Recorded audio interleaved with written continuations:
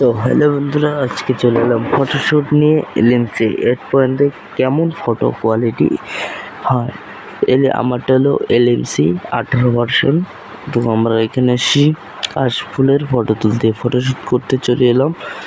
তো ভিডিওটা সম্পূর্ণ দেখো, তাহলে বুঝবে এলএমসি কেমন কোয়ালিটি ফটো দিতে পারে তোমাদের। 4K কোয়ালিটি ফটো তুলে এলএমসি দিয়ে সামান্য নর্মালি মোবাইল দিয়ে একদম আইফোনের মতন ফটো তুলতে পারবো তাহলে। তো ভিডিওটা যদি ভালো লাগে লাইক করবে, কমেন্ট করবে, চ্যানেলটিকে সাবস্ক্রাইব করে পাশে থাকবে।